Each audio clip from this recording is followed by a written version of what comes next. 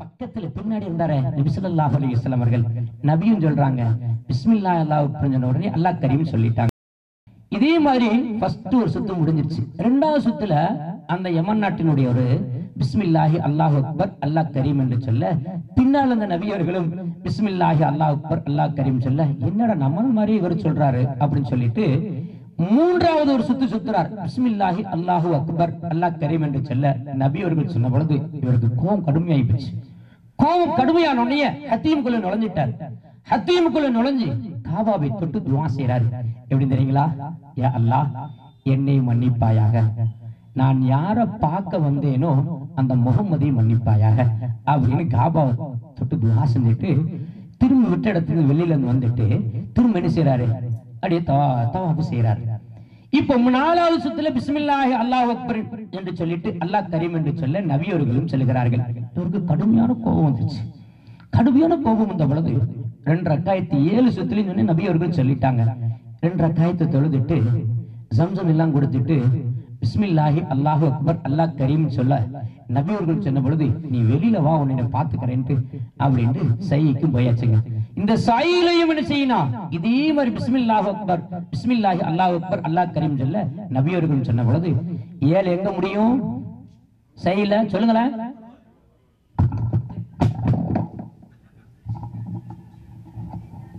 ஹாஜி கிட்ட ஹாஜி சொல்ல மாட்டேங்கல, எங்க முடியாது? மருவாவுல முடியும். அப்ப அந்த மருவாவுல முடிஞ்ச உடனே அந்த யமன் நாட்டில் ஒரு நபி ஸல்லல்லாஹு அலைஹி வஸல்லம் உடைய சட்டையை பிடிச்சார். சட்டையை பிடிச்சிட்டு என்ன சொன்னாரு தெரியுமா? நான் முகமதுட்ட உன்னை கொண்டு போவேன், உன்னை முகமதுட்ட கொண்டுட்டு போவேன்.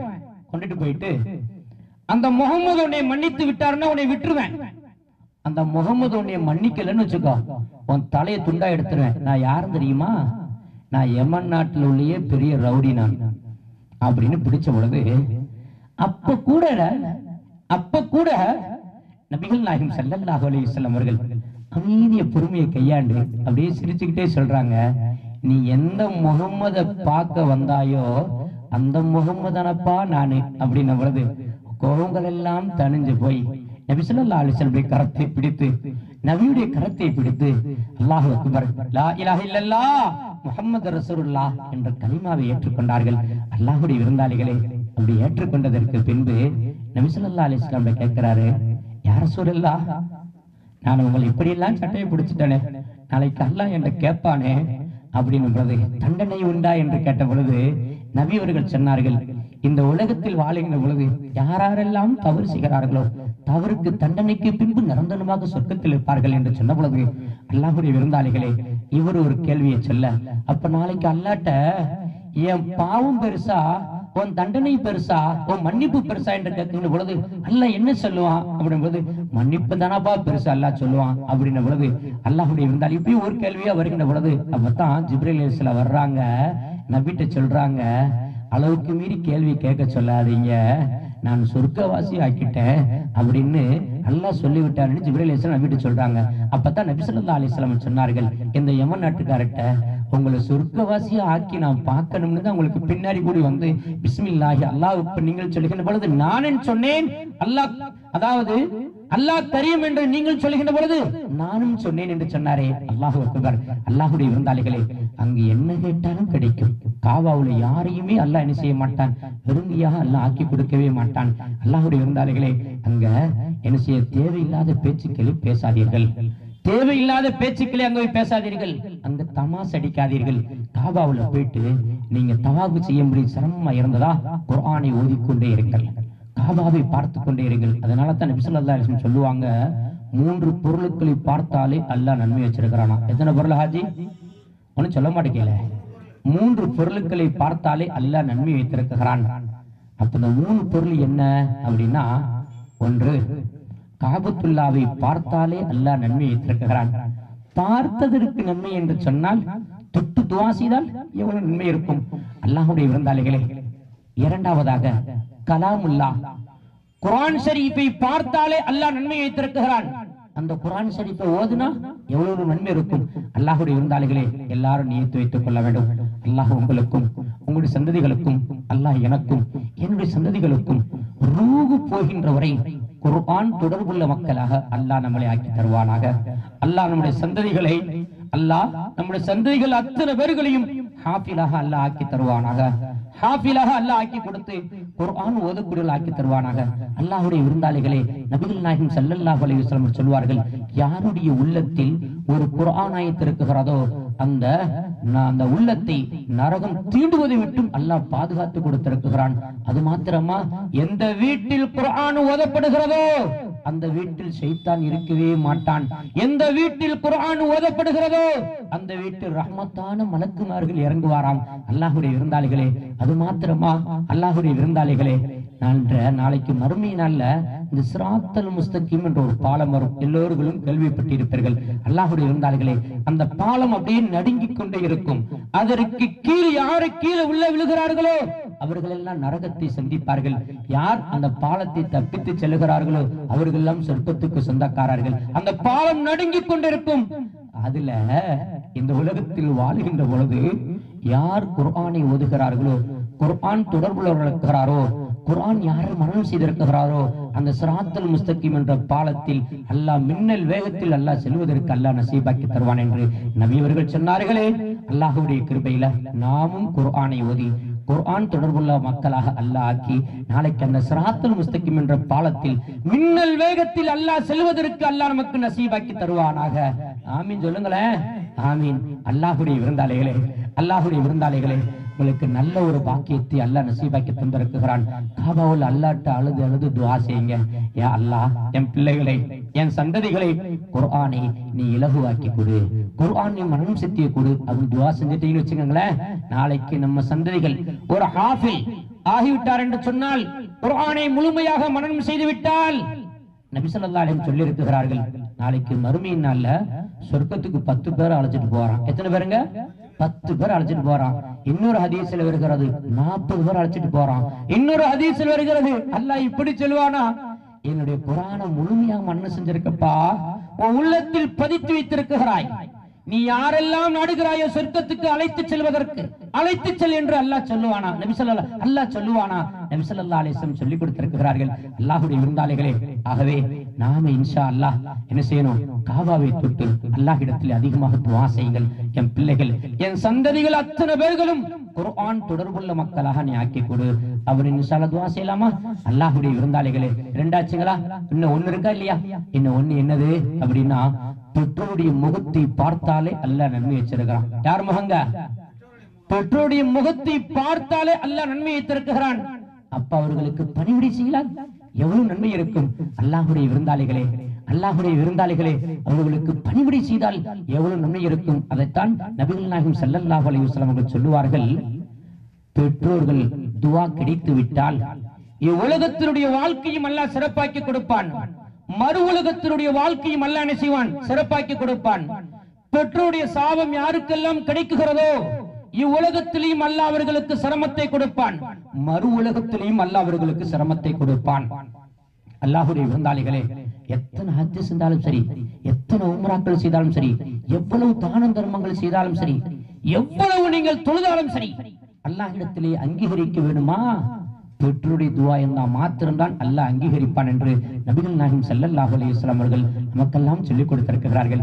அல்லாஹ்வுடைய விருந்தாளிகளே, அந்த பெற்றோருடைய துஆவோடு இன்ஷா அல்லாஹ் நீங்க எல்லோரும் ஹயாத்தோடு பெற்றோர்கள் இருந்தால் அந்த பெற்றோருடைய துஆவோடு இன்ஷா அல்லாஹ் என்ன செய்யணும்?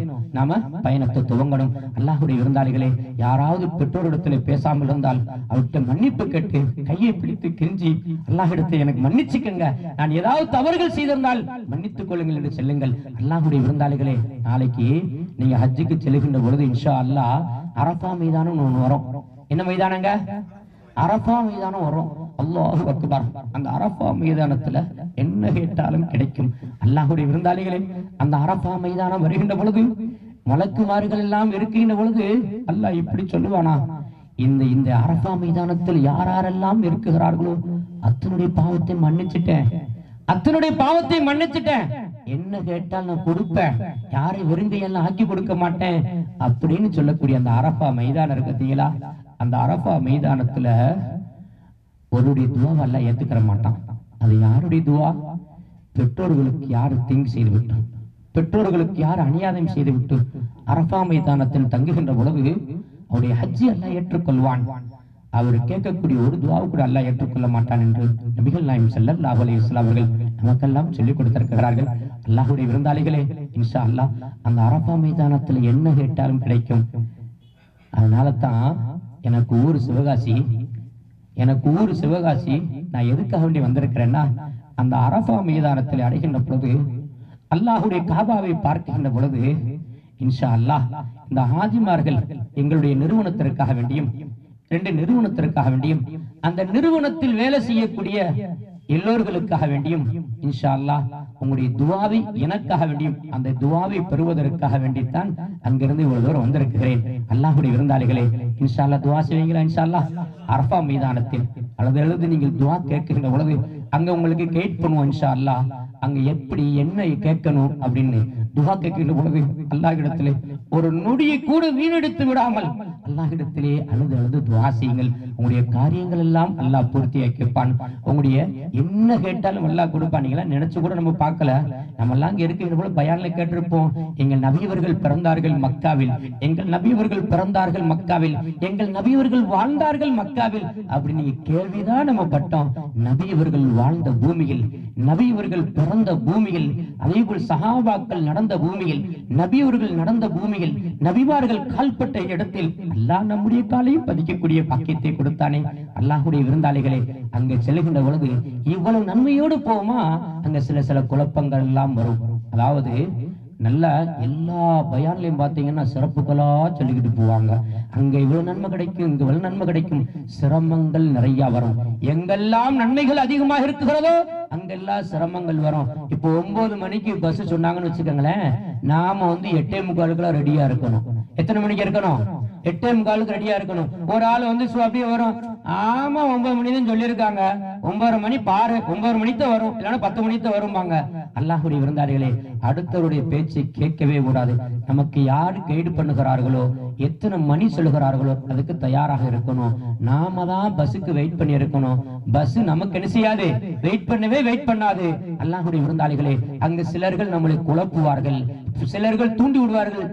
தூண்டி விடுகின்ற பொழுது நமக்கு என்ன செய்யும், கோபங்கள் அதிகமா வரும். அதனால இன்ஷா அல்லாஹ் அந்த இடம் நம்ம எந்த அளவிற்கு பொறுமையை கையாள வேண்டுமோ அந்த அளவுக்கு பொறுமையை கையாண்டு கொள்ளுங்கள். நமக்கு அல்லாஹ் எதை நிர்ணயித்து வைத்திருக்கிறானோ அது கண்டிப்பாக நமக்கு கிடைக்கும். எதுவெல்லாம் நமக்கு நிர்ணயிக்கவில்லையோ நாம எவ்வளவுதான் முயற்சி செஞ்சாலும் என்ன செய்ய முடியாது, கிடைக்கவே கிடைக்காது. நாம் என்ன எதுக்காக வேண்டி போறோம்? ஹஜ்ஜுக்காக வேண்டி போறோம். அல்லாஹ்வுடைய அன்பை பெறுவதற்காக வேண்டி, அல்லாஹ்வுடைய அருளை பெறுவதற்காக வேண்டி, சொர்க்கத்தை பெறுவதற்காக வேண்டி, நம்முடைய ஈமானை புதுப்பிப்பதற்காக வேண்டி, ரூஹு போகின்ற வரை நாம் முஃமினாக வாழ வேண்டும், முஃமினாக மரணிக்க வேண்டும் என்ற ஒரே ஒரு நோக்கத்தை நம்ம போறோம். அதுக்கு நம்ம பணம் செலவழிச்சிருக்கிறோம். அல்லாஹ்வுடைய விருந்தாளிகளே, இன்ஷா அல்லாஹ் அந்த நியத்தோடு சென்று என்ன நியத்தோடு போறோமோ, அங்க எப்படி நியத்து வச்சிருக்கிறோமோ, ரூஹ் போகின்ற வரை அதே ஈமானோடு வாழணும்.